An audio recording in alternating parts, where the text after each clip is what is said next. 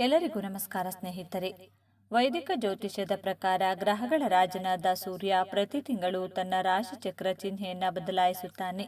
ಇದರ ಪರಿಣಾಮವನ್ನ 12 ರಾಶಿಗಳಲ್ಲಿ ಮತ್ತು ಇಡೀ ಪ್ರಪಂಚದಲ್ಲಿ ಕಾಣಬಹುದು. ಅಂತಹ ಪರಿಸ್ಥಿತಿಯಲ್ಲಿ ಸೂರ್ಯನು ಒಂದಲ್ಲ ಒಂದು ಗ್ರಹದೊಂದಿಗೆ ಸಂಯೋಗ ಹೊಂದುತ್ತಾನೆ. ಇದು ಅನೇಕ ಶುಭಯೋಗಗಳ ರಚನೆಗೆ ಕಾರಣವಾಗುತ್ತದೆ. ಅದೇ ರೀತಿ ಹೋಳಿ ಹಬ್ಬದ ದಿನದಂದು ಅಂದರೆ ಮಾರ್ಚ್ 14ರಂದು ಸೂರ್ಯನು ಮೀನ ರಾಶಿಯನ್ನ ಪ್ರವೇಶಿಸುತ್ತಾನೆ. ಅಲ್ಲಿ ಶುಕ್ರ ಮತ್ತು ಬುಧ ಈಗಾಗಲೇ ಇದ್ದಾರೆ. ಅಂತಹ ಪರಿಸ್ಥಿತಿಯಲ್ಲಿ ಈ ರಾಶಿಚಕ್ರ ಚಿಹ್ನೆಯಲ್ಲಿ ಸೂರ್ಯ ಬುಧ ಒಟ್ಟಾಗಿ ಬುಧಾದಿತ್ಯವನ್ನ ರೂಪಿಸುತ್ತಿವೆ ಮತ್ತು ಸೂರ್ಯ ಶುಕ್ರರ ಸಂಯೋಗವು ಶುಕ್ರಾದಿತ್ಯ ರಾಜಯೋಗವನ್ನು ರೂಪಿಸುತ್ತಿದೆ. ಮಾರ್ಚ್ ತಿಂಗಳಲ್ಲಿ ಈ 2 ರಾಜಯೋಗ ರಚನೆಯಾಗುವುದರಿಂದ ಎಲ್ಲ 12 ರಾಶಿಗಳ ಜೀವನದ ಮೇಲೆ ಒಂದಲ್ಲ ಒಂದು ರೀತಿಯಲ್ಲಿ ಪರಿಣಾಮ ಬೀರುತ್ತದೆ.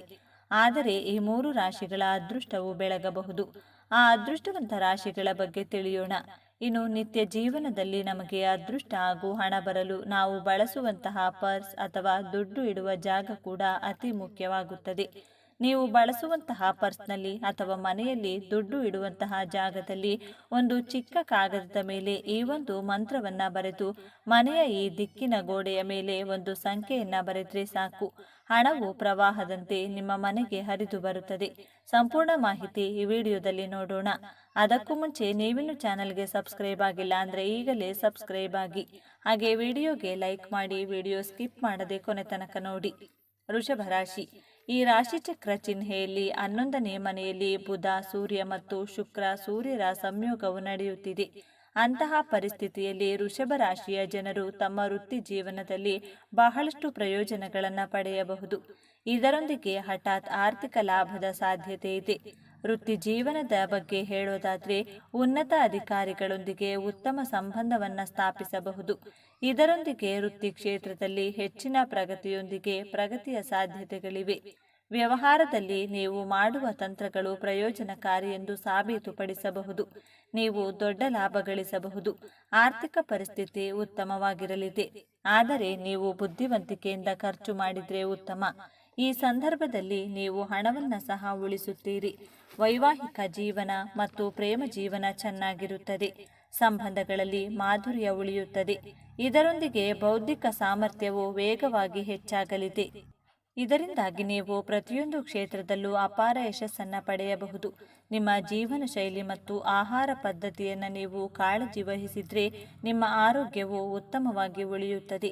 ಮಿಥುನ ರಾಶಿ.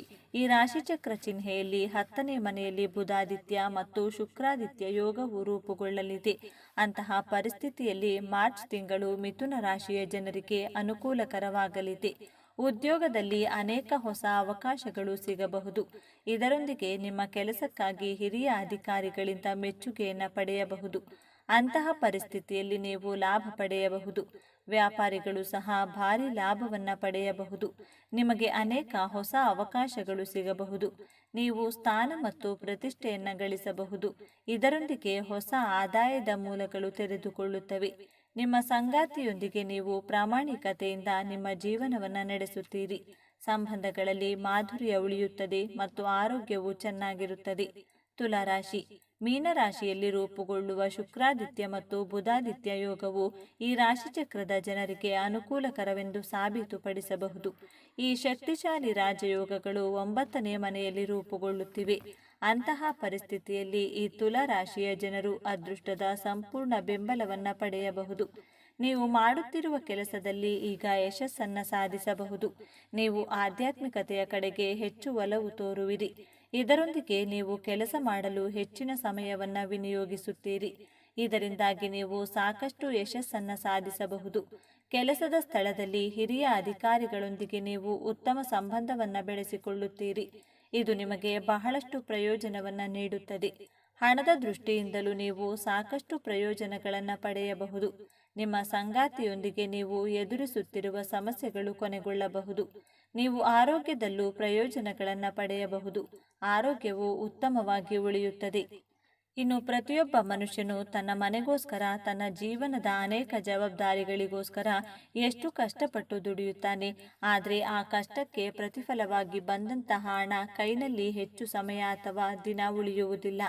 ಹಣ ನೀರಿನಂತೆ ಖರ್ಚಾಗ್ತಾ ಎಲ್ಲಿ ಹೇಗೆ ಹಣ ಉಳಿಸಬೇಕೆಂದರೂ ಕೂಡ ದುಡ್ಡು ಉಳಿತಾಯ ಮಾಡಲು ಸಾಧ್ಯವೇ ಆಗೋದಿಲ್ಲ. ಆ ಸಮಯದಲ್ಲಿ ಕೆಲವು ಪರಿಹಾರಗಳನ್ನು ಧರ್ಮಬದ್ಧವಾಗಿ ಪಾಲಿಸಿದ್ರೆ ಖಚಿತವಾಗಿ ಆರ್ಥಿಕ ಮುಗ್ಗಟ್ಟಿನಿಂದ ಹೊರಬರಬಹುದು. ಯಾವಾಗಲಾದರೂ ಸರಿ ನೀವು ಪರ್ಸ್ ಕೊಳ್ಳಬೇಕಾದ್ರೆ ಗುರುವಾರದ ದಿನ ಪರ್ಸನ್ನ ಕೊಂಡು ಮನೆಗೆ ತನ್ನಿ. ಸೂರ್ಯ ಮುಳುಗುವ ಮುನ್ನವೇ ಪರ್ಸ್ ಖರೀದಿ ಮಾಡಿದರೆ ತುಂಬ ಒಳ್ಳೆಯದು. ಗೋಧಿ ಬಣ್ಣದ, ಕೆಂಪು ಬಣ್ಣದ, ಹಸಿರು ಬಣ್ಣದ ಪರ್ಸನ್ನ ಮಾತ್ರ ನೀವು ಬಳಸಬೇಕು. ನೀಲಿ ಹಾಗೂ ಕಪ್ಪು ಬಣ್ಣದ ಪರ್ಸನ್ನ ಬಳಸಬಾರದು. ನೀಲಿ, ಕಪ್ಪು ಬಣ್ಣದ ಪರ್ಸನ್ನ ಬಳಸಿದರೆ ದುಡ್ಡು ವಿಪರೀತವಾಗಿ ಖರ್ಚಾಗುತ್ತೆ. ಪರ್ಸ್ ಯಾವಾಗಲೂ ಕೂಡ ಹೆಚ್ಚು ತೂಕದಿಂದ ಕೂಡಿರಬಾರದು. ಅವಶ್ಯಕತೆ ಇಲ್ಲದ ಪೇಪರ್ಗಳು, ಬಿಲ್, ಅದು ಇದು ಎಂದು ಪರ್ಸ್ ತುಂಬಿಸಬಾರದು. ಪರ್ಸ್ ಯಾವಾಗಲೂ ಹಗುರವಾಗಿರಬೇಕು. ನಿಮ್ಮ ಪರ್ಸ್ನಲ್ಲಿ ಯಾವಾಗಲೂ ದೇವರ ಫೋಟೋ, ಸಾಕ್ಷಾತ್ ಮಹಾಲಕ್ಷ್ಮಿ ದೇವಿಯ ಫೋಟೋ ಅಥವಾ ತಂದೆ ತಾಯಿಯರ ಫೋಟೋ ಇಟ್ಟುಕೊಂಡಿದ್ರೆ ತುಂಬ ಒಳ್ಳೆಯದು. ಮನೆಗೆ ಬಂದ ಮೇಲೆ ಯಾವಾಗಲೂ ಪರ್ಸ್ ಇಡಲು ಒಂದು ಪ್ರತ್ಯೇಕ ಜಾಗವನ್ನು ನೋಡಿಕೊಂಡಿರಬೇಕು. ಮನೆಗೆ ಬಂದ ಕೂಡಲೇ ಎಲ್ಲಿ ಬೇಕೆಂದರಲ್ಲಿ ಪರ್ಸನ್ನು ಇಡಬಾರದು. ಹೊಸದಾಗಿ ಪರ್ಸ್ ಖರೀದಿ ಮಾಡಿ ಮನೆಗೆ ತಂದಾಗ ಮೊದಲು ಒಂದು ದಿನ ಪೂರ್ತಿ ಲಕ್ಷ್ಮೀ ದೇವಿಯ ಮುಂದಿಟ್ಟು ಒಂದು ಸಲವಾದರೂ ಪೂಜೆ ಮಾಡಿರಬೇಕು. ಆಗ ಮಾತ್ರ ಲಕ್ಷ್ಮೀ ದೇವಿಯ ಅನುಗ್ರಹ ಪ್ರಾಪ್ತಿಯಾಗುತ್ತೆ.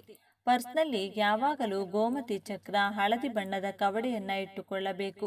ಇನ್ನು ಶಿವಾಲಯದಲ್ಲಿ ಬಿಲ್ವ ಎಲೆಗಳು ಸಿಕ್ಕರೆ ಅಥವಾ ಶಿವಲಿಂಗದ ಮೇಲಿನ ಬಿಲ್ವ ಪತ್ರೆ ಎಲೆ ಸಿಕ್ಕರೆ ಅದನ್ನು ಮನೆಗೆ ತಂದು ಮಲ್ಲಿಗೆ ಎಣ್ಣೆ ಅಥವಾ ಜಾಸ್ಮಿನ್ ಆಯಿಲ್ ಎಂಬ ಎಣ್ಣೆಯಲ್ಲಿ ಸ್ವಲ್ಪ ಸಮಯ ಮುಳುಗಿಸಿ ನಂತರ ಒಂದು ಚಿಕ್ಕ ಕವರ್ನಲ್ಲಿ ಆ ಬಿಲ್ವ ಪತ್ರೆ ಎಲೆಯನ್ನು ಇಟ್ಟು ಪರ್ಸ್ನಲ್ಲಿ ಇಟ್ಟುಕೊಳ್ಳಬೇಕು.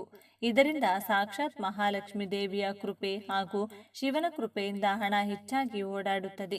ಅನಾವಶ್ಯಕ ಖರ್ಚುಗಳು ಕ್ರಮೇಣ ಕಡಿಮೆಯಾಗ್ತಾ ಹೋಗುತ್ತೆ.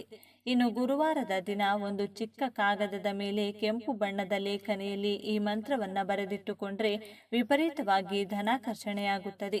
ಆ ಮಂತ್ರ ಯಾವುದೆಂದರೆ ಓಂ ಹ್ರೀಂ ಶ್ರೀಂ ಶ್ರೀ ಗುರುಚರಣ ಸ್ಪರ್ಶ ಸ್ವಾಹ. ಓಂ ಹ್ರೀಂ ಶ್ರೀಂ ಶ್ರೀ ಗುರುಚರಣ ಸ್ಪರ್ಶ ಸ್ವಾಹ.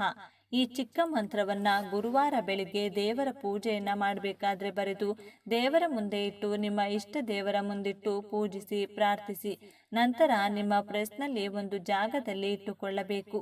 ಹಾಗೆಯೇ ನಿಮ್ಮ ಮನೆಯ ಈ ದಿಕ್ಕಿನಲ್ಲಿ 4 ಎಂಬ ಸಂಖ್ಯೆಯನ್ನ ಬರೆಯಬೇಕು. 4 ಎನ್ನುವುದು ನವಗ್ರಹಗಳಲ್ಲಿ ರಾಹುವಿನ ಸಂಖ್ಯೆ. ರಾಹು ಗ್ರಹವು ಧನಾಕರ್ಷಣೆ ಹಾಗೂ ಜನಾಕರ್ಷಣೆಯನ್ನ ಮಾಡುತ್ತದೆ. ಈ 4 ಎಂಬ ಸಂಖ್ಯೆಯನ್ನ ಗೋಡೆಯ ಮೇಲೆ ಬರೆಯಬೇಕಾದ್ರೆ ಕೂಡ ಒಂದು ಜಾಗ್ರತೆಯನ್ನ ಪಾಲಿಸಬೇಕು. 6 ಇಂಚು ಎತ್ತರ, 4 ಇಂಚು ಅಗಲ ಇರುವ ಹಾಗೆ 4 ಎಂಬ ಸಂಖ್ಯೆಯನ್ನ ಗೋಡೆಯ ಮೇಲೆ ಬಿಡಿಸಬೇಕು. ಈ 4 ಎಂಬ ಸಂಖ್ಯೆ ಕೆಂಪು ಬಣ್ಣದಲ್ಲಿ ಪೆನ್ಸಿಲ್ನಲ್ಲಿ ಅಥವಾ ಮಾರ್ಕರ್ ಸಹಾಯದಿಂದ ಬರೆದುಕೊಳ್ಳಬಹುದು. ಇನ್ನು ಯಾವ ದಿಕ್ಕಿಗೆ ಇದನ್ನ ಬರಿಬೇಕು ಅಂತ ನೋಡೋದಾದ್ರೆ ಉತ್ತರ ದಿಕ್ಕನ್ನ ಈ 4 ಎಂಬ ಸಂಖ್ಯೆ ನೋಡುವಂತಿರಬೇಕು. ಅಂದ್ರೆ ದಕ್ಷಿಣ ಆಗ್ನೇಯ ದಿಕ್ಕಿನ ಗೋಡೆಯ ಮೇಲೆ ಈ ಸಂಖ್ಯೆಯನ್ನ ಕೆಂಪು ಬಣ್ಣದಿಂದ ಬರೆಯಬೇಕು. ಹೀಗೆ ಮಾಡೋದ್ರಿಂದ ಮನೆಗೆ ಧನಾಕರ್ಷಣೆ ಆಗ್ತಾ ಹೋಗುತ್ತೆ. ಹಣದ ಸಮಸ್ಯೆಗಳು ಕ್ರಮೇಣವಾಗಿ ಮನೆಯಲ್ಲಿ ಕಡಿಮೆಯಾಗಿ ನೆಮ್ಮದಿಯ ಜೀವನ ನಿಮ್ಮದಾಗುತ್ತದೆ. ಇದರ ಜೊತೆಗೆ ಮನೆಯಲ್ಲಿ ಸದಾ ದುಡ್ಡು ತುಂಬಿರಬೇಕು. ಆರ್ಥಿಕವಾಗಿ ಸಮಸ್ಯೆಗಳು ಬರಬಾರದು, ಸಾಲ ಮಾಡುವಂತಹ ಸ್ಥಿತಿಗೆ ಹೋಗಬಾರದು ಎಂದರೆ ದೇವರ ದೀಪಕ್ಕೆ ತುಪ್ಪವನ್ನ ಎಲ್ಲರೂ ಬಳಸುತ್ತೀರಿ. ನೀವು ದೀಪಕ್ಕೆ ಬಳಸುವಂತಹ ತುಪ್ಪದ ಡಬ್ಬ ಖಾಲಿಯಾದ ಮೇಲೆ ಅದನ್ನು ತೊಳೆದು ಒಣಗಿದ ಮೇಲೆ ಒಂದು ಏಲಕ್ಕಿಯನ್ನು ಅದರಲ್ಲಿ ಹಾಕಬೇಕು.